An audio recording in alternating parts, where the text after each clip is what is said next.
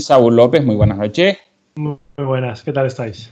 Exacto. Y decimos buenas noches porque, evidentemente, por circunstancias de grabación, hoy tenemos que grabar pues, un poquito más tarde de cuando se emite el propio programa de Eléctricos y Sostenibles en Radio Las Palmas. También tenemos, evidentemente, a nuestros dos compañeros, Javier Medina y Samuel Sánchez. Muy buenas noches a los dos. Muy buenas noches. Buenas noches. Bueno, hoy se nos presenta, ya tuvimos una entrevista, recuerden nuestros oyentes, con Saúl López hace ya unos meses, en el cual, pues bueno, lo teníamos solamente a él, pero ya afortunadamente tenemos también a Miriam con nosotros. Chicos, empezamos con el contenido porque estoy seguro que con 1 hora y media de programa no nos va a dar. Y para empezar sobre la marcha, primero tengo que preguntarle, porque cuando nosotros entrevistamos a Saúl López en su momento, bueno, pues trabajaba para otra empresa, pero de pronto un día decide que hace un cambio y se nos va a un organismo que tiene mucho que ver con el transporte y con el medio ambiente. Y además se llama así, Transporte y Medio Ambiente, o Transport and Environment en inglés. Saúl, cuéntanos cómo ha sido ese cambio. Tuviste una visión, una noche. No fue tan romántico, lamentablemente. A TNI, que es como se les conoce, TNI para los amigos, la Federación Europea de Transporte y Medio Ambiente. Es como una especie de ONG supranacional, por así decir. Es una confederación, básicamente, de diferentes ONGs de diferentes países de la Unión Europea que representan los intereses de sus miembros en Bruselas. O sea, que lo que nosotros hacemos principalmente es trabajar con las instituciones de la Unión Europea. Y ahí, con eso se explica mucho del atractivo que tenía para mí potencialmente trabajar con ellos. Yo viví en Bruselas durante 8 años, en mi infancia, hace mucho tiempo ya, en los años 80, a principios de los 90. Y luego, además, yo estudié ciencias políticas en la universidad. Mi intención era dedicarme a la política, no en un partido político militando, como es lo que suele pensar, lo primero que suele venir a la cabeza a la gente, ¿no?, cuando dices que estudiaste políticas. Pero sí, precisamente, intentar trabajar en las instituciones de la Unión Europea, precisamente porque es donde yo me había criado. Entonces, si a esto le sumas que en los últimos, pues, ¿qué le ponemos? 5 o 6 años me he vuelto un friki de la movilidad eléctrica, ¿Sí? de los coches eléctricos. Sí, ¿no sabías? No te he contado. No me he dado cuenta. Luego te cuento. Cuenta. No nos hemos enterado, Saúl. No, ¿verdad? No, le gustan los coches eléctricos y cosas. Sí. Entonces ahí, pues como que se unieron varias pasiones a la vez. Una de infancia, otra de lo que estudié, otra de lo que he descubierto y por lo que me ha apasionado en los últimos años. Y yo a TNI les seguía en redes sociales y me leía sus informes desde hace ya unos añitos. Me encantaba lo que hacían. Lo que pasa que yo cuando les descubrí pues era un principiante, yo estaba formándome. Así que en ningún momento se me pasó por la cabeza intentar trabajar con ellos. Pero después de ya unos años, a base de estudiar, hacer cursos, de descubrir y probar coches y de investigar sobre todos los temas relacionados con movilidad eléctrica y sostenibilidad, pues acabé teniendo ya suficiente bagaje y suficiente formación como para poder aspirar a un puesto de trabajo con ellos. Y cuando se presentó una vacante, para allá que envié mi currículum, mi solicitud, hubo entrevistas, hubo llamadas, conversaciones varias y al final, date, empleado. Así fue. Bueno, y eso como... Yo me imagino que a nivel ellos, Transport and Environment, está bien. Pero a ti, a nivel personal, ¿cómo ha sido ese cambio? Pues ha sido un cambio a finalmente poder trabajar solo en aquello que me gusta. Es decir, no tener que hacer esa doble vida en la que en mi horario de trabajo de 9 a 5, de 8 a 4, de 8 a 5, 8 a 6, lo que sea, hacer una cosa pues que se hace, bueno, yo no tenía ningún problema con el trabajo que yo hacía, me gustaba, pero bueno, no era la panacea, no era un sueño, ¿no? Pero me gustaba lo que hacía. Pero era al final una cosa que hacías por obligación, porque tú necesitas trabajar para tener un sueldo y con ese sueldo pues vivir. Y en los ratos libres, lamentablemente robando constantemente tiempo a mi familia, y por aquí pueden atestiguar, pues dedicarme a aquello que me gustaba. Venga vídeos, venga pruebas, venga estudiar esto, un máster del otro, una formación online de no sé qué. Y al final, cuando surgió esta oportunidad, dije, por fin puedo dedicarme mis 8 o 9 horas diarias a esto y luego a pagar y decir, y ya. Y bueno, y aún así no acaba de... No, es que desde que no acaba de llegar la conexión. Con esto del confinamiento... Se nos ha ido de las manos. Pero la diferencia es esa, en que ya por fin te dedicas a trabajar en lo que te gusta y eso es una cosa que yo sé que tengo suerte, es una cosa que no puede hacer todo el mundo. Así que, hombre, hay una cosa que está clara y además por alusiones, porque Miriam también tendrá su opinión, pero yo me imagino, Miriam, que en tu caso el hecho de que Saúl esté metido en un organismo que trabaja exactamente en pro de lo que a él le gusta, pues hombre, es una satisfacción, está claro, ¿no? Me imagino. Hombre, claro, evidentemente, ¿no? Yo me meto mucho con él, pero es desde el cariño. Pero sí, al final es una cuestión de coherencia, ¿no? O sea, y también es un proceso de evolución personal. Él, no, como ha explicado, no habría podido llegar a esto hace 10 años porque no estaba en este mundo, ni en este ámbito, ni estaba preparado. Luego, ¿sabes? Es divertido porque uno no conoce, no se plantea, muchas veces no sabemos los caminos que nos van a llevar y hacia dónde, ¿no? O sea, probablemente el Saúl de hace 10 años, que todavía trabajaba en Cepsa, le dices que iba a tener un coche eléctrico y trabajar para una ONG que promueve el transporte limpio y te iba a decir ¿qué? ¿Y cómo se llega a eso, no? Pero al final, bueno, yo creo que simplemente es la culminación de un proceso que tuvo lugar también gracias a que estábamos en un país como Noruega y que, bueno, también es una cuestión de coherencia, ¿no? Es decir, ahora mismo él encuentra una situación que, bueno, yo creo que como para mucha gente puede ser privilegiada porque aúna pasión y trabajo y valores, todo en la misma actividad, ¿no? Entonces, creo que es algo a lo que todos deberíamos aspirar, sea cual sea esos valores, menos si son valores de emitir diésel, eso, entonces no. Pero... Sin mirar a nadie, Javier, por ejemplo. ¿no? Ya. No, pero bueno, creo que es la evolución natural y bueno, también él lo peleó, que no le vino el trabajo volando del cielo. Él se vendió muy bien para el puesto. Sí. Hombre, a ver, ayer estuve repasando los vídeos de Saúl en YouTube y estuve un buen rato, ¿eh? ¿Cuántos tienes contabilizados, Saúl?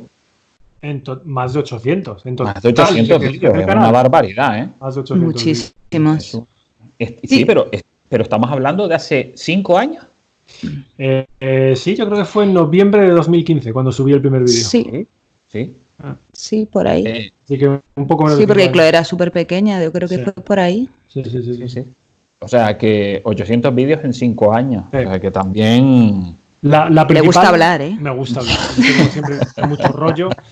Pero la principal cifra de la que estoy orgulloso con el canal de YouTube no es tanto la cantidad de vídeos, sino el número de visualizaciones que ya se acerca, si no ha llegado ya, no sé, pero se acerca a los 60 millones de visualizaciones. Eso yo creo que es una masa de gente viendo vídeos importante. Hombre, hay una cosa que está clarísima y es que tú abriste YouTube, vehículos eléctricos / Tesla, al mundo hispanoparlante. Sí, es verdad que en 2015 no había casi nadie que tuviese un Tesla y que hablase español. Bueno, algún a lo mejor hispanoparlante de Estados Unidos, pero vamos, 4 gatos. Sí, yo recuerdo que eso en su momento tú fue lo que me dijiste, porque tú te compraste el coche, porque en Noruega era bastante común por aquel entonces tener un Tesla, ¿no? Pero en el resto del mundo era una cosa muy anecdótica. Y me acuerdo que tú buscabas, porque... El Saúl cuando se compra un coche, o sea, es que se lo estudia. Antes de comprarlo. O sea, se lo empolla, en serio. Es la típica persona que se lee el manual del coche. O sea, yo no, ¿vale? Yo no. ¿Quién no se lee el manual del coche?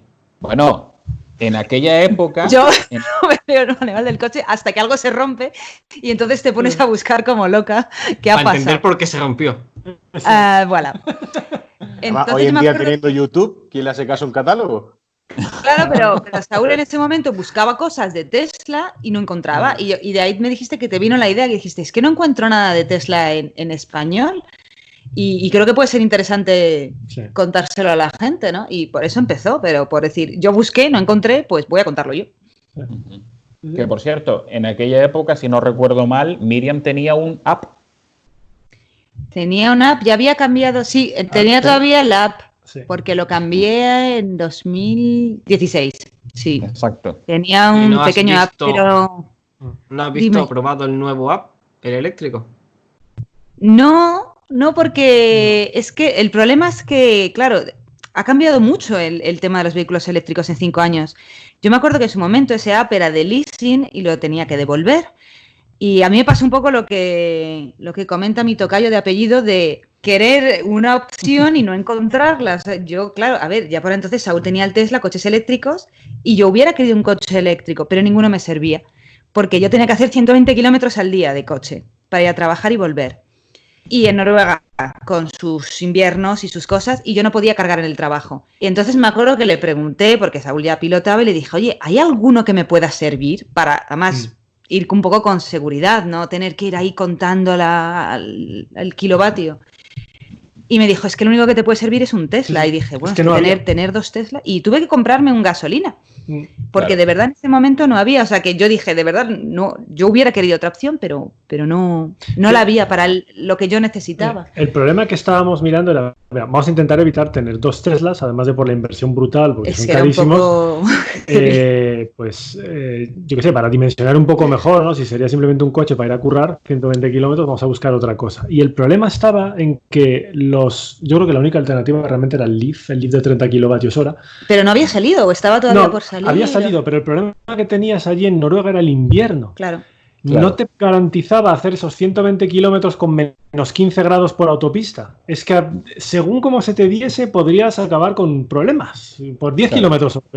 Y es lo que había en 2015, ¿no? Y entonces, para que veas, y ahora probablemente estar en esa misma situación hubiera hasta podido elegir. No, ahora sí, ¿sabes? Claro. Sin tener que ser un Tesla, pues por coste o lo que fuera. Entonces, bueno, entiendo... Lo decía porque aquí en Canarias el app es uno de los que está ahora mismo más en auge por lo chiquitito, para un sitio chiquitito, y por la autonomía que tiene. Y el app es súper apañado. Yo te digo, es un coche chiquitito, pero lo aparcas donde quieres, consume muy poquito, y es muy mono, además, es muy, muy graciosito. Y está bien hecho, además. Luego, oye, pues, a ver, es chiquitito, no vas a esperar el rendimiento de de otra cosa, de un Tesla, pero si yo hubiera vivido en ciudad, pero es que no vivía en ciudad, pues habrías buscado un pequeño app. Una pregunta para los canarios. Me estás diciendo que se venden muchos apps, pero no mencionas el SEAT-Me. ¿Y eso cómo es? ¿No están disponibles? No, vale. El SEAT-Me se ha vendido también un montón. Los tres son el mismo coche y se vende un montón. Skoda es el único que no ha llegado. El tema es que, como sabéis, Volkswagen tiene el monopolio, entre comillas, de esos trillizos, en el sentido de que es el que más unidades puede vender y puede traer. Todas las de SEAT ya se han vendido. Y aquí en Canarias todas estaban esperando a llegar y llegaban justo, han llegado entre comillas, no han llegado por el confinamiento, pero llegaban en estas fechas. No han terminado de entregarse todas las que se pidieron, pero están pendientes de que cuando termine el confinamiento todas las del Mi se entreguen y ya no se venda hasta el año que viene. ¿Qué pasa? Que ahora solo queda el app en el mercado. Y para que te hagas una idea en Canarias cómo andamos, ahora se anunció el Moves, ¿vale? Quería aprovechar pues este programa para comentarlo, se anunció el Moves y tenemos el app desde 8.400 euros. Achatarrando coche y desde 9.900 euros. ¿Otros 2.000 era hacia chatarras? Sí, no, 1.500. 1.500. Es guazar un coche antiguo. 4.000 más 1.500. El tema es ese, achatarrando 8.400 euros el app, 9.900 euros sin achatarrar coche. Fíjate. Pero ponemos también caso de otros 2 coches para un poquito... ¿Y eso nuevo? Completamente nuevo. Sí, sigues todas las ofertas normalmente. El desde suele ser financiado el coche, ¿vale? Eso siempre hay que decirlo. Bueno, sí, eso lo sabemos todos, sí. ¿Vale? Pero, por ejemplo, un Kona anda desde 29.490 y desde 30.990 sin achatarrar coche. Y, por ejemplo, otro caso, un Leaf de 40 kilovatios hora, 19.500 y 21.000 euros respectivamente. Achatarrando y sin achatarrar. Para que más o menos la gente se haga una idea de lo que va a pasar después del desconfinamiento cuando entre el plan Moves que no esperábamos y va a venir. Entonces, sobre todo aquí en Canarias, con la diferencia de HIC, IVA y demás, pues tenemos que ya se están llegando las manos a la cabeza por los precios realmente bastante bajos que tenemos aquí. No, y yo te digo, el eléctrico no lo he probado, pero tuve 3 años el AP y la verdad que es un coche que es que no me dio ni un solo problema. O sea, y lo usaba todos los días, o sea, no me acuerdo cuántos kilómetros le hice, pero, o sea, iba justita porque no me podía pasar por el leasing, pero me pasé un poquito incluso. Y la verdad que es un coche que, a ver, si tienes una familia de 5, pues vas un poco apretado. Pero si no, para trayectos pequeños, en ciudad, tal y cual, una persona sola, que es como vamos siempre, yo el app lo probé, son los vídeos que se están subiendo justo ahora en el canal, y es el tema de que es el coche más inteligente en el sentido de por pista consume poco por ser chico. Por montaña aquí, que se usa mucho montaña, no consume nada porque no pesa nada, y en ciudad es una maravilla. O sea, aquí es ideal siempre que no necesites 5 plazas ni maletero. O no puedas abatir asientos para tener maletero, cosas así. Pero es un coche que a mí, cuando es el primer eléctrico que ha bajado de 10.000 euros nuevo de paquete. Y para mí eso es un hito que también hay que destacar. Y además, una cifra psicológica importante. Su único hándicap era que con la nieve aquello... Claro, ni con los neumáticos de invierno especiales noruegos agarraba, porque es que pesa 800 kilos, me parece. Pues es que no pesaba nada. Y claro, en hielo es que no salía el pobre, porque no tenía peso para contrarrestar el... Qué barbaridad. El eléctrico son 1.200 kilos, así que... ¿Cuántos? 1.235 kilos. Batería, ¿no? El eléctrico, sí. Claro, el otro... Recuerdo que el tuyo no llegaba a 1.000 kilos. Y el pobrecito no salía nieve, tenía yo unas historias. Pero bueno, en Canarias tema de nieve no tenéis. No, ese problema está superado. Hombre, de vez en cuando sí, pero hay que irse muy arriba. ¿A cuántos metros de altura? Y no dura nada. Y no dura, la llevamos enseguida todas. Claro. Oye, dos datos que no quiero que se me escapen. Por un lado, el precio que estamos dando en Canarias, aprovechamos que si Saúl publica el vídeo para hacer un llamamiento al gobierno de España, por favor. Nosotros aquí en Canarias hemos conseguido el IVA canario al 0% para vehículos eléctricos. Si nosotros quitamos el IVA peninsular y lo ponemos al 0%, vamos a ayudar decididamente a las ventas de coches eléctricos. Por favor, doña Teresa Rivera, que nos estará escuchando seguramente cuando vea el vídeo de Saúl, por favor. Teresa, por favor, pues, oye, no, pero tienes toda la razón, porque al final la gente siempre habla mucho de los países nórdicos, pero no hablan de cómo se llega a eso, ¿no? La gente dice, es que en Noruega, tal, como si los noruegos fuesen seres de luz, que tienen inspiración para comprar coches. En Noruega es que incentivaron con medidas como la que tú dices. Sí.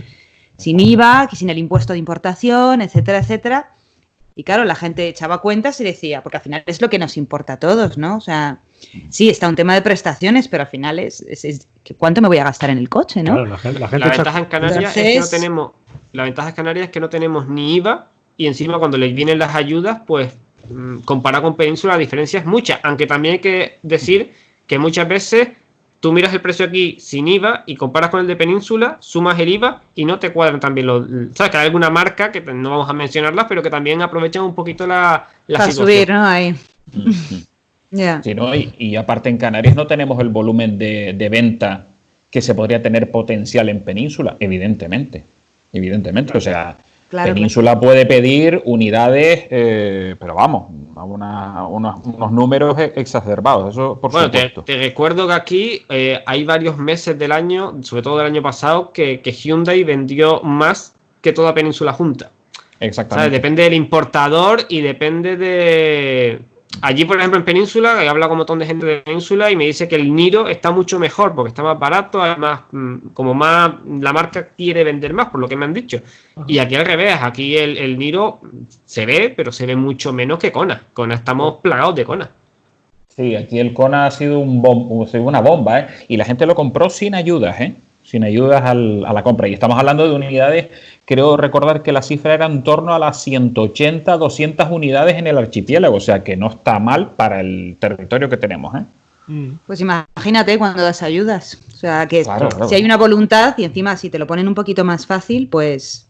Y hablamos de coches de casi 40.000 euros. Sí, o sea, sí. Que la gente se anime, pues... También aquí, también es cierto, hay que decirlo, aquí no tenemos Tesla. Entonces la gente, lo más... no premium, pero lo más autonomía que tiene es un Kona. Para la gente que está sin garaje y demás, es la única opción que tiene. ¿Y por qué no hay Tesla en Canarias? No, hay Tesla. No le interesa. No, pero a ver, Teslas hay. En Tenerife hay en hablamos torno a una... oficial de Tesla. De la Exactamente. No hay... Tendríamos evidentemente que comprar el coche vía internet o comprarlo a Tesla en Madrid o Barcelona e irlo a buscar arriba.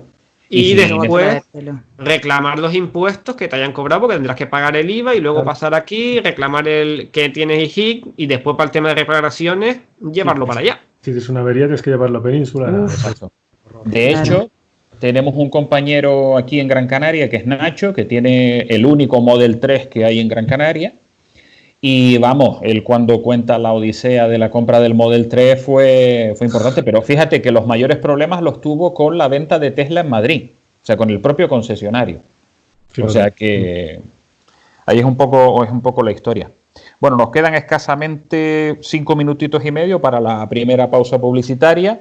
Javier, ¿algo sobre movilidad que quieras comentar en estos 5 minutos? Que te hemos dejado hablar poco. No, la verdad que sobre movilidad, pues poco que hablar. Yo estoy aprendiendo con ustedes. Yo a Saúl lo conozco precisamente cuando me junté al tema de mi pasión, que son los coches. Yo también tuve la suerte que tienes tú hoy, Saúl. Yo junté la vida del motor que llevaba de forma deportiva con mi profesión, que era la venta, ¿no? Tuve la suerte de juntar las dos cosas.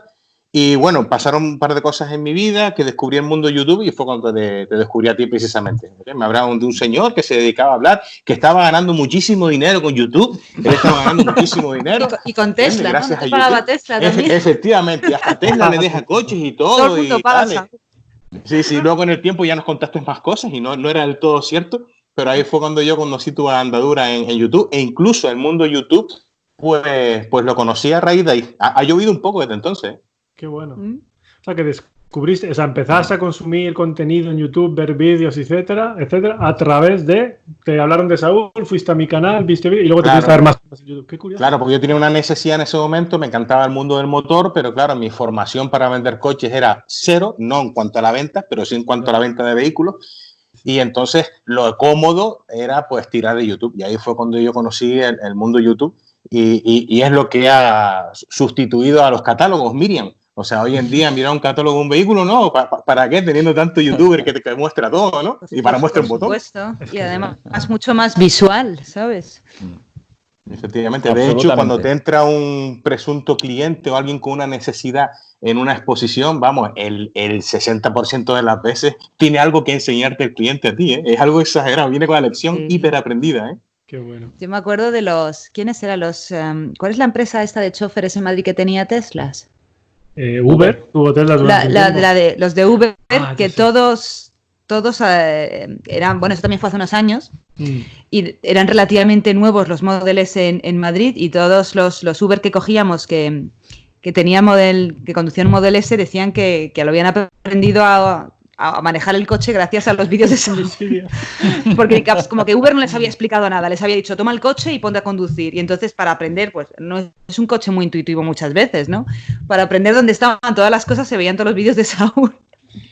Y ahora es cuando hay que contar la anécdota, no sé si da tiempo, la anécdota de cuando dejaste a un conductor de Uber blanco, acojonado el pobre hombre, porque le activaste el Easter egg, la función está oculta de lo de Papá Noel, que cambia el display del coche, el icono del velocímetro es un trineo tirado por renos, cambia los sonidos de los intermitentes. Claro, el tío en los primeros segundos se reía, qué chulo esto, pero luego empezó a pensar, hostia, cuando termine el turno que vuelva al coche. Claro, estaba el hombre los tenía de corbata como diciendo, me van a despedir. Ya empezó a preguntar, oye, ¿esto cómo se quita? Quítame esto, que tengo que devolver el coche. Y yo le dije, no, hombre, no te voy a... Ay, qué bueno. No me acordaba yo de eso, pobrecito. Totalmente. Mira, en 2 minutitos vamos a intentar explicar, porque hoy tenía yo un tira y afloja con un compañero que lo hacemos de broma, ¿no? Pero ¿por qué Tesla ha tenido y sigue teniendo tanta trascendencia? En 2 minutitos, ¿vale? Eso lo contestas tú, ¿no? ¿Yo? No sé, es para quitarle el muerto de encima. Bueno, pues porque yo creo que son unos pioneros. O sea, hasta, digamos, Tesla, los coches eléctricos eran como le gusta llamarlos a Saúl, los Bull Macar, ¿sabes? Como estos cochecitos japoneses, como bolitas, feuchos, o sea, como una cosa muy nicho, ¿no? Muy de quién usa eso.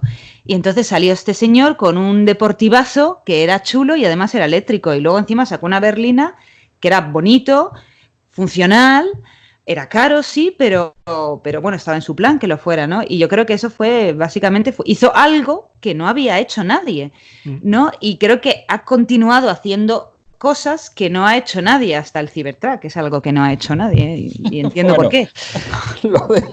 Lo del Cybertruck es un archivo que algún día deberíamos dedicar varios programas para analizarlo en profundidad. Y yo me apunto, porque me flipa hablar del Cybertruck, porque como no lo entiendo, ¿sabes? Pues me encanta hablar de ello. Pero sí, yo creo que básicamente apostó por algo que no existía hasta entonces, que era un vehículo potente, eléctrico, funcional y además bonito, además con una estética muy, muy cuidada. Y eso no existía directamente. Y él creyó que la gente lo iba a comprar y acertó. O sea, podía haberle salido mal, pero le salió bien. Bueno, pues terminamos este primer bloque, nos quedan 20 segunditos, lo que me da mi tiempo para decir que a la vuelta de publicidad empezaremos con temas un poco más sostenibles para no hablar también todo el rato de coches, que tengo que preguntarle a Miriam por esa sostenibilidad. Vamos a publicidad, que nos queda justito ese tiempo, y volvemos enseguida. Dale. Bien, comenzamos el segundo bloque a la vuelta de la publicidad y como antes en el primer bloque Javier habló un poquito menos, te toca, Javier, abre fuego. Mi madre. Bueno, así en frío. No, bueno, lo que estaba comentando antes, que yo llevo siguiendo a Saúl bastante tiempo, y llevo un par de años porque profesionalmente tiene muchísimo que aportarme. Hombre, es un gran youtuber también, ¿no? Pero sobre todo por la parte profesional estoy sacándole bastante rendimiento, ¿no? Claro, se incorpora Miriam y claro, pues le da un poquito más de frescura al tema. También le da la parte bonita a la pareja, mejorando lo presente. Saúl, no te preocupes. Claro, la última... No me gusta por dónde van los tiros. En el último vídeo que publican de cómo ayudar en la ayuda contra el cambio climático, ¿no? Yo, por ejemplo, con Samuel tengo un problema que tenemos una discusión con el tema de la velocidad. Él defiende una postura... Sí, una. Pero yo estoy seguro que podríamos gobernar, él y yo juntos. Lo mismo me pasa con Germán, ¿de acuerdo? Germán y yo tenemos dos posturas totalmente distintas en el tema de la política, pero estoy seguro que los dos podíamos gobernar perfectamente. Y claro, yo estaba escuchando este entretenido vídeo, cómo los dos interactuaban, cómo se tocaban en algún momento y demás, y todo era cordial, amor, y de buenas a primeras hiciste un comentario, Saúl, que separó la música y yo dejé de escuchar hasta los pajaritos aquí.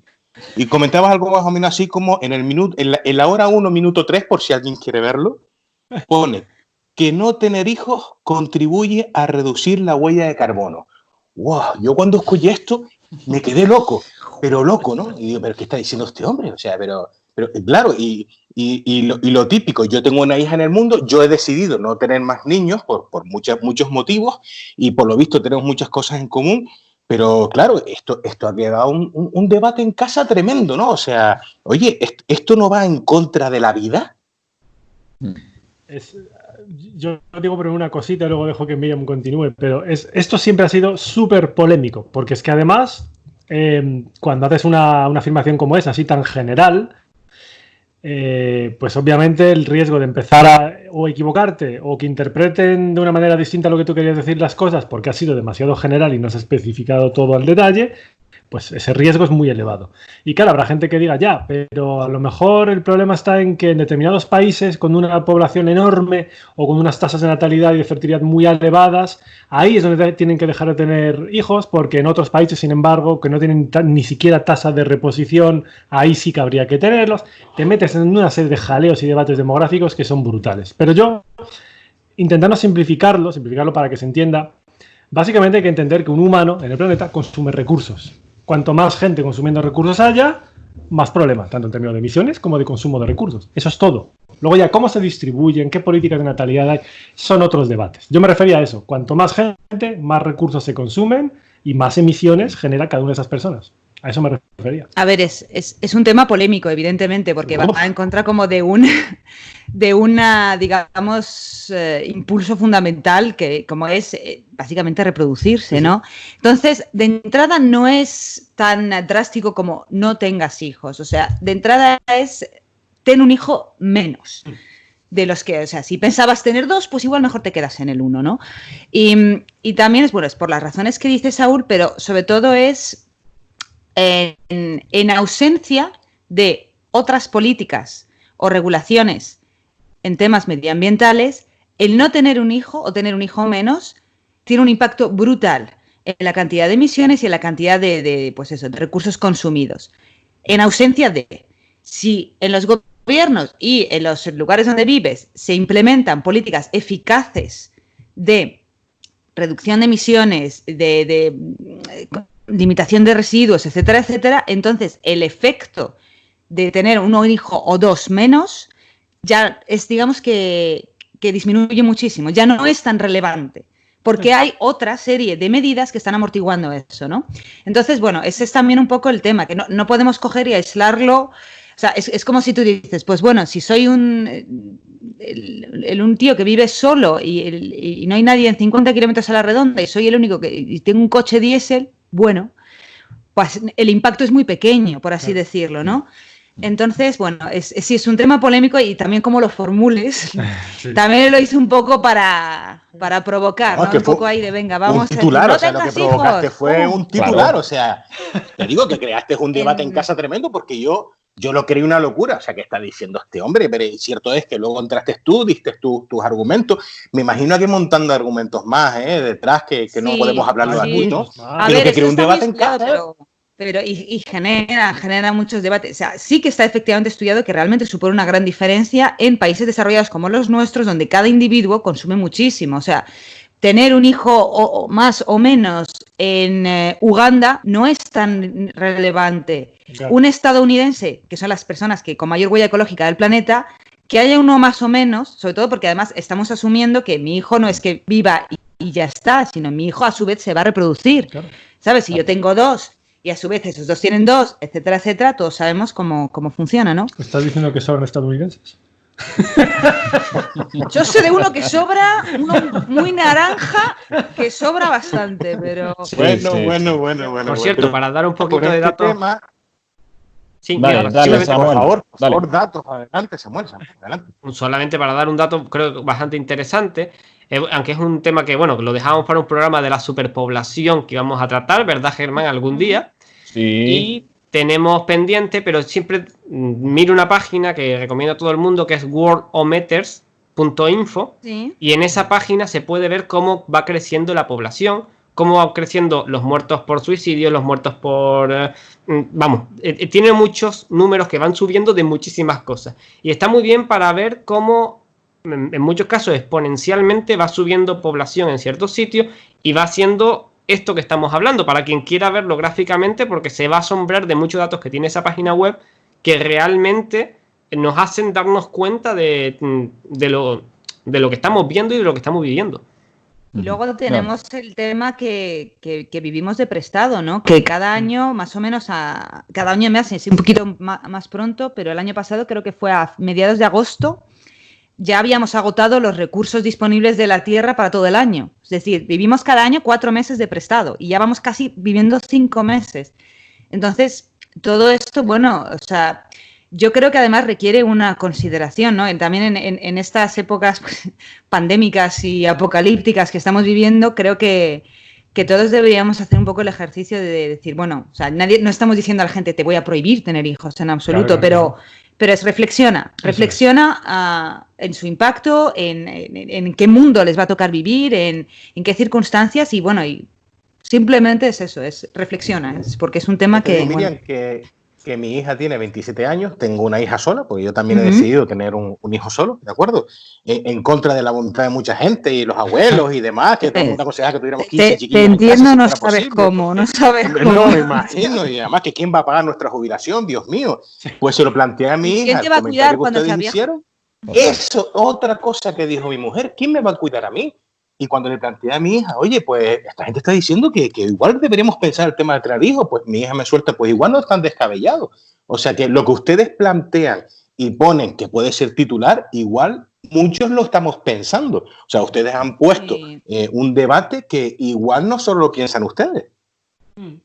Bueno, ese debate, cogemos Samuel y yo ¿cómo se dice? El testigo de la carrera, y para ese programa de superpoblación que tenemos que tener, Samuel, pues ya sabes, tenemos que llamar a Miriam, tenemos que llamar a la familia de Javier. A mí la demografía es un tema que me interesa muchísimo, sobre todo porque te estás dando cuenta de que vivimos en una paradoja, ¿no? Estamos con un exceso de población en determinados lugares y luego, por ejemplo, en España lo tenéis muy cerca porque tenéis todo lo que llaman ahora el movimiento de la España despoblada, ¿no? O sea, no es solo un problema de números, es un problema de distribución, que eso es muy importante. O sea, tenemos sitios absolutamente saturados, megaurbes de 20 millones de personas, y luego kilómetros y kilómetros cuadrados de sitios donde no hay nadie. O sea, y eso también es muy poco eficiente, ¿no? En términos de consumo de recursos. De consumo de recursos, de economía, de ecología y de todo, ¿no?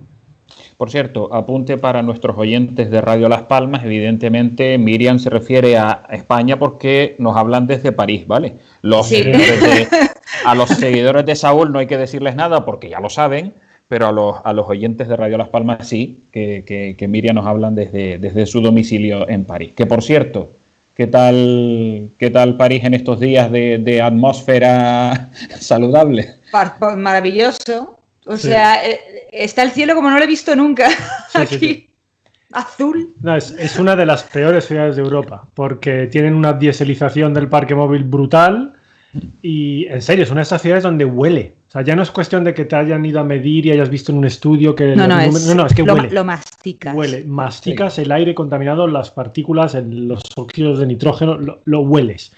Y de repente, cuando todo el mundo se queda encerrado en casa y ya no hay ningún coche casi circulando, ves una diferencia brutal. Pues como dato, las emisiones de CO2 en París han caído un 70% desde el inicio de la cuarentena. O sea, y yo te lo digo, yo salgo a correr porque aquí podemos salir a correr, ojo, desde el principio, y corro mejor.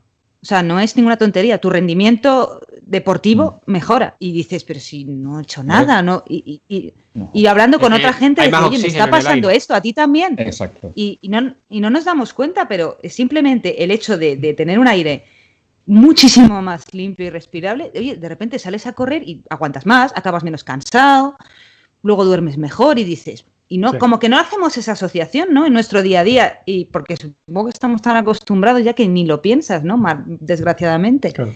Pero es flipante, dices. Y eso ya ves tú, eso fue como a las 2-3 semanas de estar encerrados. O sea, que fíjate, nos quitamos de en medio 2-3 semanitas y oye...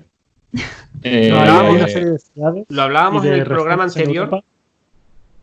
A ver, le toca, a ver, Saúl, dale. Yo, venga. Solo quería apuntar que hay una serie de ciudades y regiones en Europa que tienen un problema gravísimo de calidad del aire. Madrid y Barcelona en España, París en Francia, toda la zona norte de Italia, pero en concreto Milán. Sí. Y luego tienes ahí un aglomerado que ya la cosa trasciende las ciudades. Empieza la cosa por Bruselas, pero se junta la nube tóxica con Países Bajos y con todo el oeste de Alemania. Ahí tienes otra nube tóxica permanente. Y todo eso proviene en su inmensa mayoría del tráfico rodado. Y ahí en cuanto metes a la gente en sus casas, no les dejas sacar más el coche, se nota, pero en cuestión de unas semanas se nota una mejoría de calidad del aire brutal. A lo mejor en Canarias no se nota tanto, hay otros factores, calima, no sé qué. Pero vamos, cosas, ya te digo, ciudades como Madrid o Barcelona. Precisamente porque tienen calima. En sitios así, donde te puede venir una calima de estas, ahí donde lo notas más. Sí, pero digo que es por factores distintos. Que no depende tanto de que tengas el coche o no, cuántos millones de coches están circulando, no, depende de otros factores también. Pero yo creo que si de algo nos está sirviendo la cuarentena es para darnos cuenta de muchas cosas. Sí, de muchas cosas. Bueno. Samuel, ¿querías apuntar algo? Sí, que en el anterior programa hablamos del tema de contaminación y pintamos el mundo un poquín negro, ¿vale? Y ahí es cuando aclaramos bien el tema del CO2, cómo subió en aquella época, pero normalmente aquí no nos damos absolutamente nada de cuenta del CO2 porque tenemos los alisios que por mucho que contaminemos se llevan todo lo que tenemos. Entonces aquí da igual y no hemos notado diferencia. Pero el tema del rendimiento deportivo, el tema de simplemente salir a correr, hace que es que hay más oxígeno en el aire, simplemente. Es así de simple. Claro, y volviendo un poco al tema de los niños, ¿no? También dices, bueno, ¿qué aire quiero que respiren mis hijos? Suena esto un poco como a la señora esta de los Simpsons, la de ¿qué pasa con los niños? Pero ciertamente, o sea, si lo piensas, dices, bueno, yo soy una persona adulta, digamos que tengo una capacidad de elegir, ¿no? Yo puedo elegir venirme a vivir aquí o allá, o fumar o no fumar, pero mi hija o mi hija no. Entonces, le estoy haciendo respirar esta mierda hablando en plata y creándole igual un problema a futuro, pues vaya. Bueno, pues eso me lleva inevitablemente a la pregunta del millón. La humanidad es básicamente incapaz. Yo creo que eso está claro. ¿Cómo narices hacemos que la gente vea la luz como la vio Javier en su momento cuando empezó a ver los vídeos de YouTube? Chicos, porque vaya trabajo titánico que tenemos por delante, ¿eh? Venga, hombre, te toca, Miriam. El COVID, en ese sentido, creo que ha ayudado bastante, ¿no? O sea, lo cierto es que es un poco triste porque ha tenido que venir una cosa tan bestial como una pandemia hipercontagiosa para que pongamos el freno y nos encerremos en casa y empecemos un poco a recuestionarnos toda nuestra existencia, ¿no? Pero de entrada yo creo que, yo sé que, o sea, lo has pintado muy negro, pero yo no creo que sea tan negro. O sea, yo a veces también soy un poco pesimista con la humanidad, pero también al mismo tiempo veo que hay muchos movimientos y mucha gente que está empezando a hacer las cosas de otra manera, ¿no? Por ejemplo, los tan denostados millennials en tantos aspectos también son gente que está, por ejemplo, respecto a nosotros o a nuestros padres, mucho menos obsesionada con poseer, ¿no? No son gente tan interesada en tener un coche, tener una casa, tener 1000 historias, sino mucho más interesados en experiencias. En hacer, ¿no? En vivir. Eso ya de entrada supone un cierto cambio de paradigma respecto a lo que venimos de acumula, y cuanto más acumules, más feliz, entre comillas, vas a ser. O sea, que ya de entrada hay generacionalmente hay un cambio. Y luego, pues, yo soy de las que piensa que a la gente, pues, hay que educarla.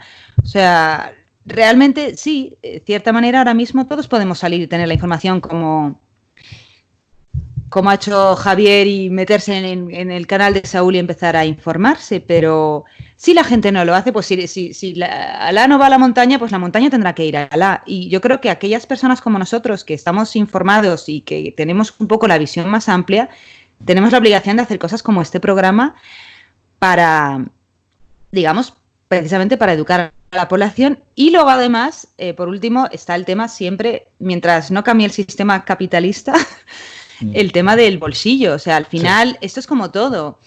¿La gente por iniciativa propia iba a dejar de utilizar bolsas de plástico? No. Prohibimos las bolsas de plástico. A tomar viento. Ya no hay bolsas de plástico y te las voy a cobrar a tanto. Y la gente dejó de utilizar bolsas de plástico. Sí. O sea, no porque lo mismo, no porque nos hayamos convertido en excelentes personas ahora, sino porque, pum, pues ya está. Muerto el perro, se acabó la rabia, ¿no? Y como esto, pues con muchas otras cosas, tanto a nivel, por ejemplo, de promover productos locales, energías renovables, lo que hablabas tú de pues poner un IVA cero a los vehículos eléctricos. Es decir, si a la gente se lo pones fácil, si escuchas sus necesidades y se lo pones fácil, te aseguro que la gente siempre va a responder, siempre. Saúl, tú dijiste que no te ibas a dedicar a la política, ¿vale? Pero creo que estamos teniendo un valor en alza a mi izquierda. Iba a decir a tu derecha, no a mi izquierda. Eso. Venga, a mí me gustaría añadir aquí un tema, y es que, hablando de política, ¿no?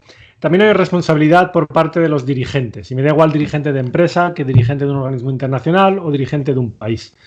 Lo que no se puede permitir es que se ponga en marcha un sistema en el cual, para yo producir muy barato, estoy generando una serie de lo que se llaman externalidades negativas. Es decir, que estoy jorobando el medio ambiente, estoy contaminando porque tengo que traer ese producto o las materias primas con las que fabrico el producto de no sé dónde, cargarme un país con una mina, barcos que transportan, etcétera, etcétera.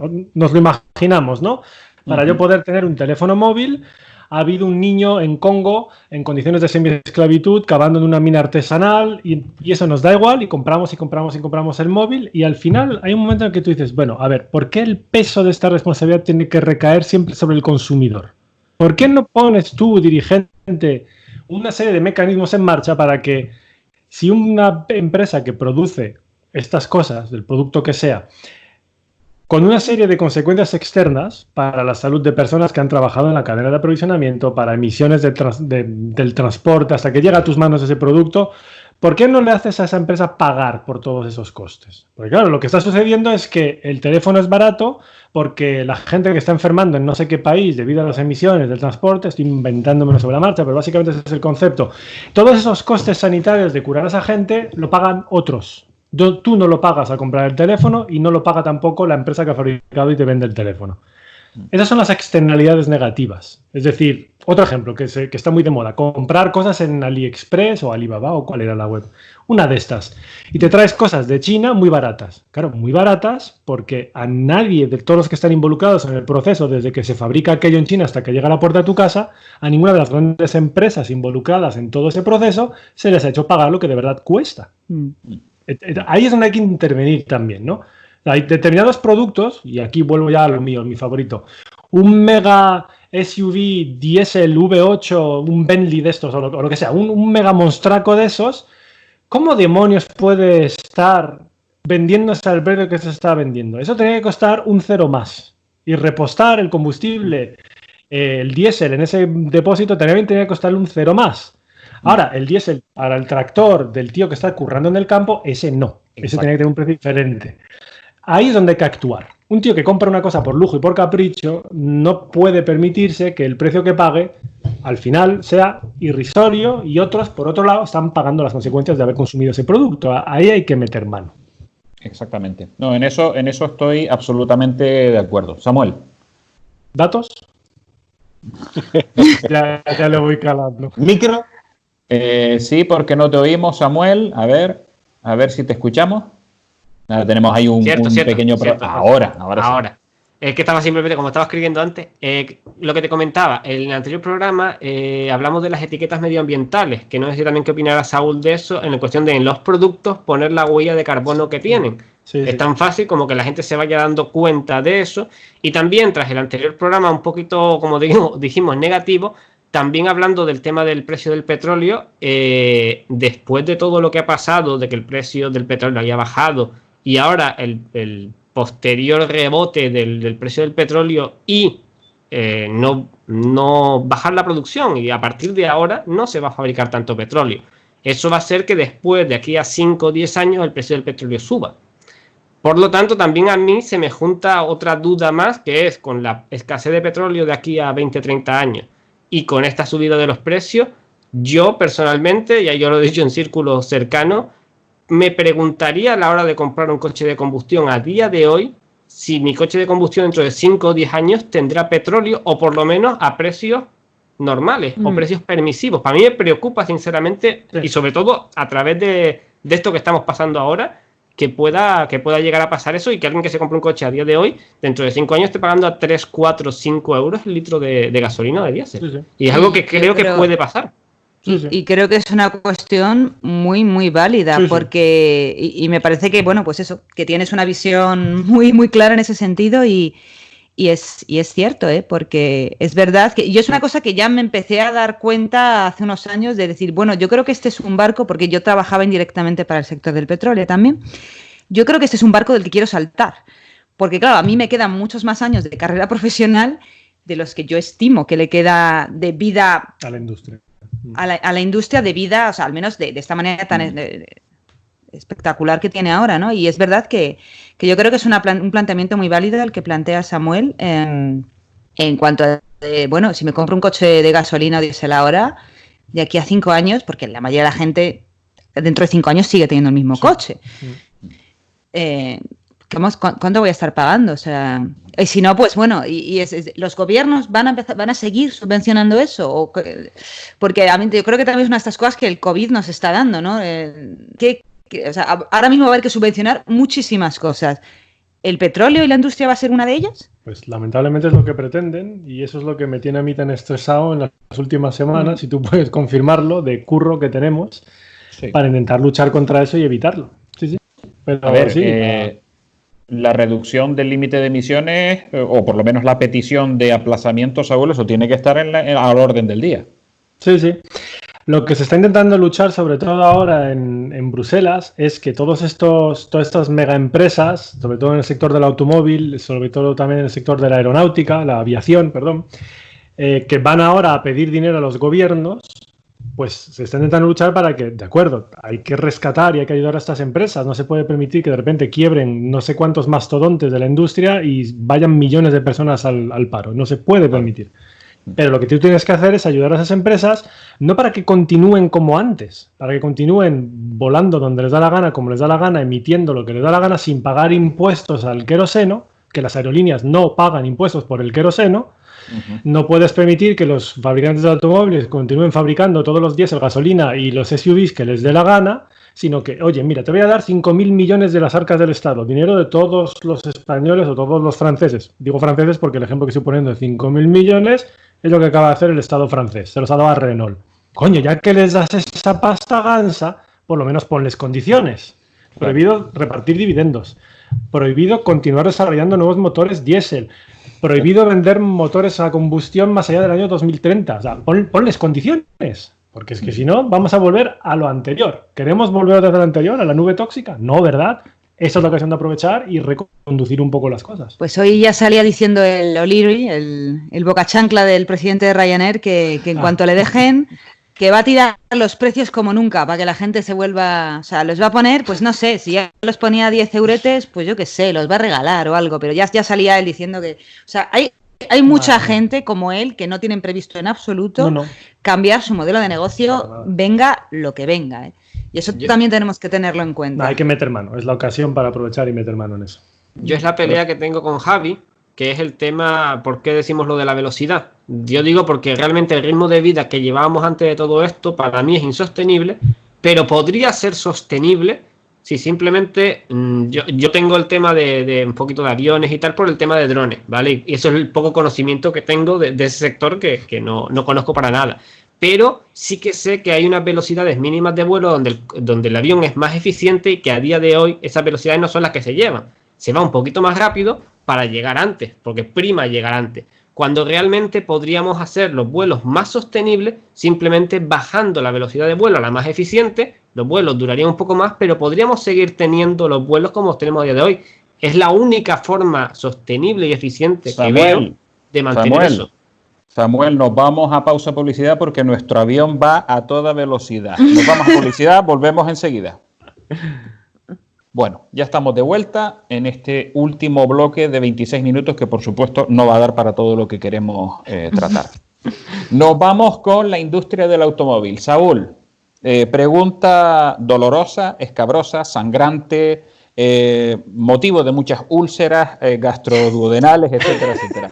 ¿Por qué demonios la industria del automóvil sigue fabricando coches combustión pura 100% que sobrepasan el famoso límite de 95 gramos de CO2 por kilómetro?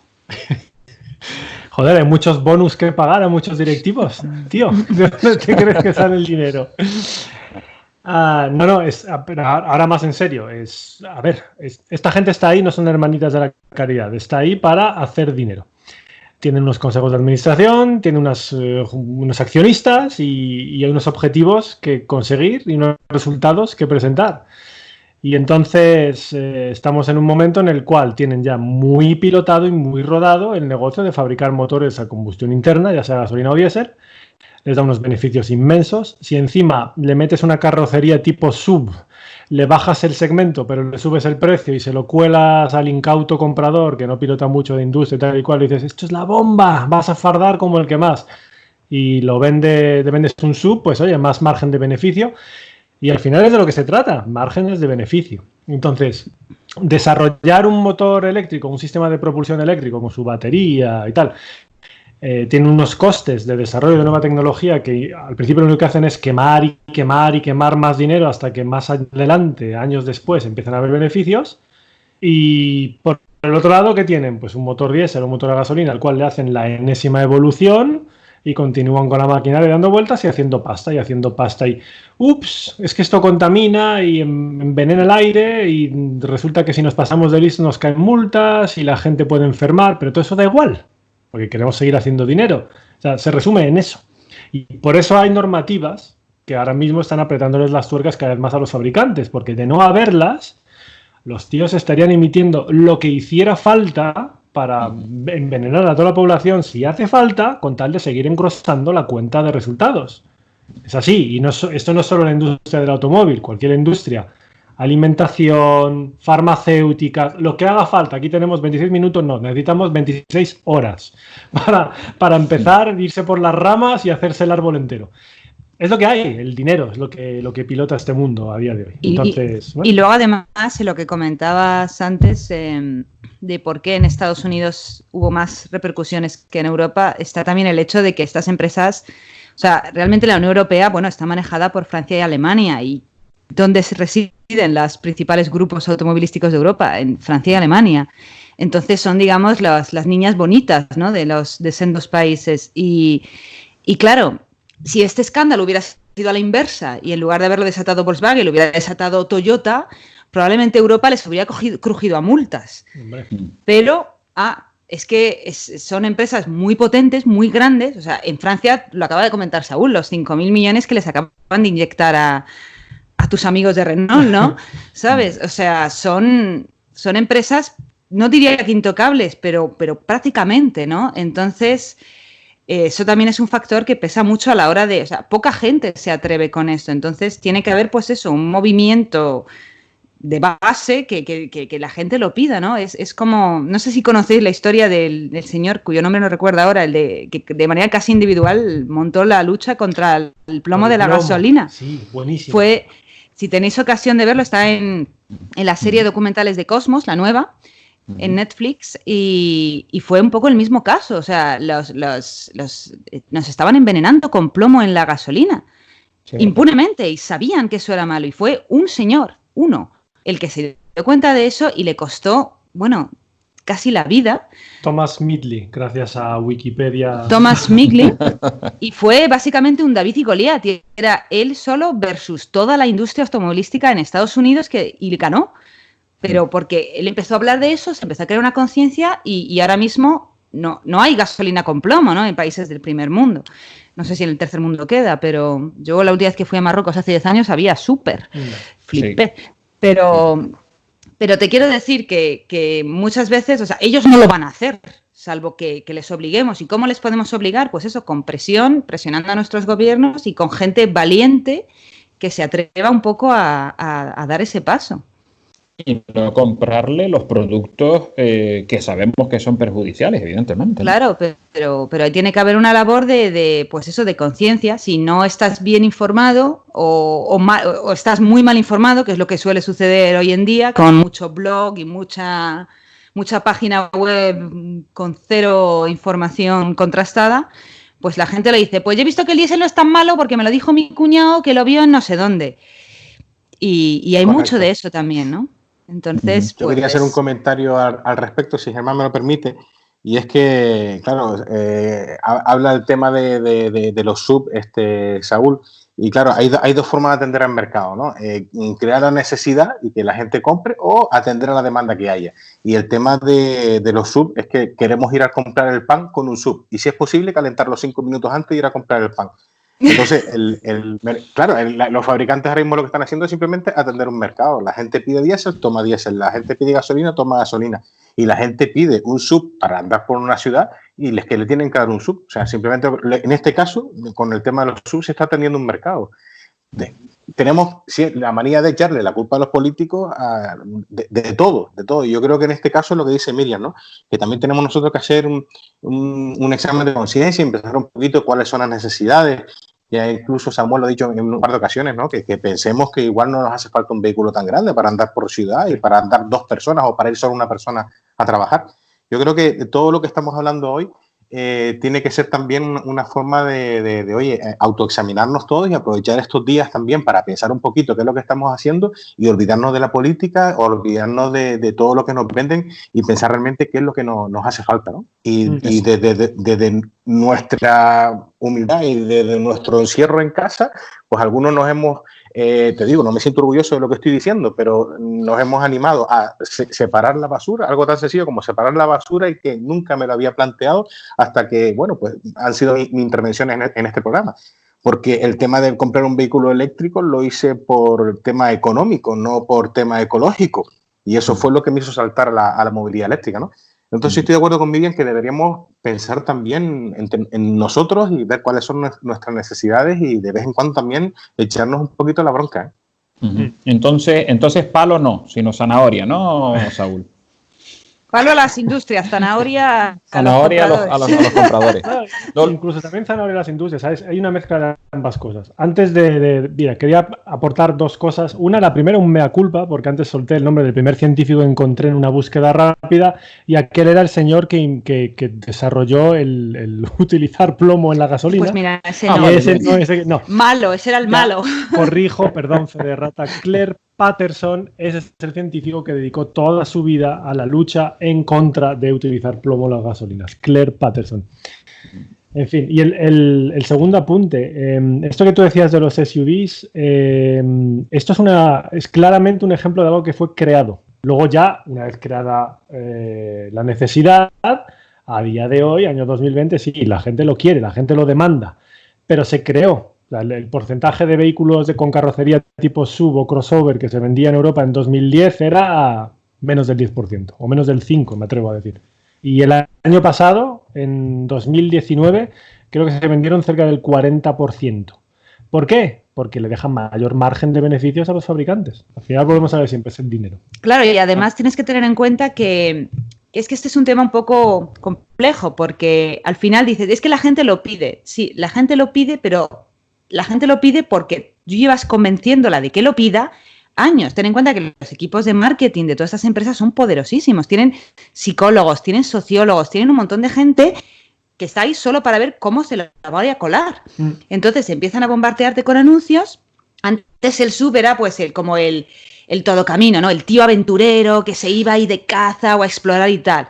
Y lo dijeron, no, queremos vender más de estos. Pues ya era la mamá que se iba a hacer la compra, que quedaba con las amigas, ¿qué tal? Entonces te empiezan a bombardear con eso, con mensajes que a ti te llegan como consumidor. Entonces dices, pues este coche puede ser para mí. Claro. Es que mi amiga se ha comprado uno y está súper contenta. Y entonces empiezas, que ese es el fin último de todo marketing y publicidad, es que tú interiorices como deseo propio aquello que la empresa te quiere vender, ¿no? Que tú digas, no, es que es lo que yo necesito, ¿sabes? Y yo, por ejemplo, tengo el ejemplo de mi santa madre, que de coches entienden hay menos, y le acaban de endiñar un SUV, ¿sabes? Y me decía, y cuando me lo comentaba contentísima, me decía, es que es lo que necesito, porque necesitaba algo más grande y tal.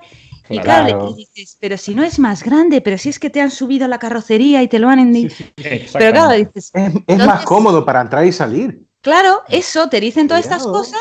Y mi madre está convencida de que es ella la que ha tomado la decisión en base a lo que ella necesita. Por es como, supuesto. No, pero ha sido un vendedor que te ha visto el perfil y ha dicho, a esta le endiño un SUV, ¿sabes? Sí, y lo ha conseguido. Los vendedores de coches, de verdad, esta gente, esto vendemos. Utiliza la emoción para convencer no se puede. No te puedes fiar de ninguno, Miriam. Claro. Pero al final es lo que tú decías también, Javier, que frente a ese bombardeo, y no solo, como dice Saúl, de coches, sino de básicamente cualquier producto, o sea, ahora que estamos sin poder comprar o sin poder comprar de manera normal, también yo, por ejemplo, yo misma me he dado cuenta de que muchas de las compras que efectúo son puramente irracionales, porque he caído en la trampa, y mira que estoy estudiando marketing y no debería caer, ¿sabes? Pero caes porque está diseñado para que caigas. Y ahora que no podemos caer, de repente te das cuenta que dices, bueno, es que no me ha pasado nada. No me he comprado nada de ropa en 2 meses, ni me he comprado nada de tal, y mi vida sigue igual de bien y no soy más infeliz, ¿no? Entonces, creo que sí, que cuesta, es verdad que cuesta, porque estamos sometidos a una presión muy, muy grande por parte de grandes empresas, pero bueno, o sea, se puede vivir con menos y desde luego vivir con cosas mucho mejores. Mira, os comparto con vosotros una pequeña anécdota, un chismorreo. En Volkswagen yo tengo contactos con algunos gente bien colocada en el mundo de la industria del automóvil, y al parecer hace unos 4, 5, 6 meses no más, en Volkswagen hubo una reunión de directivos y había bastante presión porque de cara a una próxima junta de accionistas estaban debatiendo ahí que cómo podían justificar ante los accionistas que sin haber demanda para vehículos eléctricos fueran a invertir semejantes cantidades de dinero en un programa de desarrollar vehículos eléctricos y tal y cual. Y no sé si fue Herbert Diess, que es el CEO de Volkswagen, sí, o otro directivo alto en la compañía, que dijo, ¿cómo que no sabemos si va a haber demanda? Vamos a ver, somos Volkswagen, nosotros creamos la demanda. Exactamente. Es eso, ese tipo de empresas, lo que tú has dicho, tiene un ejército de psicólogos y de sociólogos que se pone a trabajar y hace que todo el mundo desee un vehículo eléctrico. Y eso solo se dará el día en el que vean que pues, hay una normativa que tienen que cumplir. Si no la cumplen, le caen miles de millones de euros de multa. Y entonces dicen, un momento, vamos a empezar a vender eléctricos. Y a partir de ahí se pone la maquinaria en marcha. Y ya está. Una vez que solucionen los problemas de software, que eso nos daría también para otra hora y media. Seguramente. O dos por lo menos. Samuel. Hay que tener en cuenta lo que acabamos de comentar respecto a la necesidad y lo que realmente es útil. Lo hablábamos también al principio y yo puse el coche por ser aquí el más económico que a día de hoy tenemos eléctrico. Con el app, cuando tú pruebas una app o pruebas un coche utilitario simple, te das cuenta de que para el 90% de tus cosas te vale. Y que tienes que llevar cuánto peso de más. Porque yo normalmente decía, bueno, es que tengo que llevar 1.500 kilos de peso porque tengo que llevar un eléctrico y tengo que llevar una batería. Pero cuando pruebas un coche que pesa 1.200 y ya tiene esa batería, te das cuenta de que, primero, los eléctricos no son tan pesados como dicen. Hay coches de combustión de más de 1.200 kilos. Entonces ahí ya llega un punto en el que te das cuenta de, es que este coche, no, es decir, después tú dices, es que es pequeño, pero si te quitas los prejuicios que te han inculcado en el marketing, como bien decía Miriam, es un coche que para el 90% de la gente le valdría y solamente gastaríamos 1/3 de la energía que utilizaríamos aunque fuera eléctrico más grande. Y es algo que hay que, no sé, que vemos la necesidad de que, yo qué sé, que inviertan en el marketing ahí, que vendan mucho ese tipo de coches. Que los venderían muy bien y ganarían mucho dinero con eso. Tengo que aprovechar. Me vendo como de crecimiento. Hemos pasado de una Opel Vivaro a un Smart de 2 plazas. O sea, eso es ahorrar espacio y todo. O sea que. Y ahora dime que metéis lo mismo en el Smart y ya me pego un tiro. Te sorprendería lo que hemos metido en el Smart. Te sorprendería. Oye, yo en el app, es verdad, sí. Lo que yo metía en el app, porque claro, cuando Chloe nació yo tenía el app y yo tenía que meter el capazo, el asiento de la niña, el tal, y lo metía, y el marido. Y lo metía. Sí. O sea sí. que, y el perro. Que sí, había veces que era aquello, íbamos como el camarote de los hermanos Max. ¿Cómo viajaban las familias en España en los años 50 o 60 con los 600? Exactamente. Pues ya está. Claro, pero luego te das cuenta, además, lo que dicen, que la inmensa mayoría de los trayectos que hace uno en coche los hace solo. Sí. O sea, sí. Y realmente para ir tú solo, y eso no son trayectos. La gente sí que además me hace muchísima gracia porque te dicen, ya, pero es que lo quiero para viajar. Bueno, vale, ¿cuántas veces viajas tú en coche al año, Calamar? Exactamente. O sea, una, dos. Cierto. O sea, ¿sabes? Es como si me dijeras, yo qué sé, un ejemplo un poco absurdo, que te vas a comprar unos zapatos de tacón de 1.000 euros Christian Louboutin porque una vez al año te vas de fiesta. No lo harías. Dirías, pues si te lo vas a poner una vez al año, pues no lo vas a hacer, ¿no? Es una inversión estúpida. ¿Verdad? Y con el coche sí se hace. Pues la gente te dice que quiere un coche grande porque cuando viajo dices, ¿pero tú viajas? No. Claro. Entonces, pero eso pasa mucho, ¿no? La gente se pone siempre a pensar en ese tipo de cosas como que hay un complejo del coche pequeño, ¿no? Pero yo creo que todo eso se puede reventar. En España había mucho complejo también de las cosas de segunda mano. Y llegó Wallapop y reventó aquello. Sí. Y dijo, comprar cosas de segunda mano es eficiente, es ecológico y no te convierte en un tieso, ni en un pobre, ni en un desgraciado. Sino, es más, es una compra inteligente, ¿no? Pero a veces tiene que irrumpir una empresa para que, digamos, te cambie un poco el chip. Pues en esto es lo mismo, es decir, no necesitas un coche, ¿sabes? Yo qué sé, dime uno muy grande. Es que soy muy mala con las marcas de coche. Un e-tron.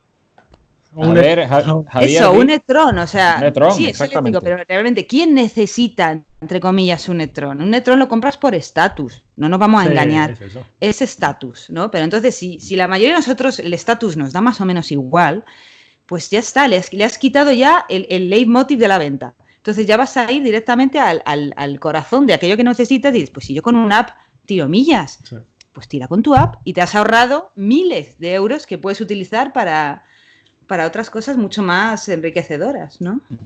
Bueno, se nos va el tiempo volando como los aviones de antes. Rápidamente, ¿qué va a pasar? Porque si nosotros lo que hacemos seguimos vendiendo coches de combustión, lo que está claro es que las multas van a llegar. Esas multas se van a repercutir en el consumidor. Saúl. Sí, supongo. A ver, habrá un parte del impacto que lo tendrá que absorber la empresa, pero otra parte acabarán repercutiendo en el precio de venta hasta donde puedan, porque ellos también tendrán sus estudios para saber hasta qué punto pueden subir el precio. Todo está limitado. Si lo suben demasiado, ya no lo venden. Así que... Y esto no ha hecho más que empezar, ¿eh? Esto de los 95 gramos, es bueno recordar que es una media. O sea, cada fabricante tiene su objetivo realmente. No es 95 para todos, sino que todos tienen uno personalizado en función de una serie de características y la media es 95. Pero eso es hoy. Para 2025 tendrá que reducirse un 17,5% y para 2030 un 37,5%. Entonces, para el año que viene, en 2021, en Europa, en la Comisión Europea, vamos, va a haber una revisión de esos objetivos. Y todos los indicios ahora mismo indican que esos objetivos de reducción del 17,5% y 37,5% se van a aumentar. Va a ser más ambicioso aún. Así que a día de hoy los fabricantes no tienen ninguna otra vía de conseguir montar un negocio sostenible a futuro en 5 o 10 años que la electrificación.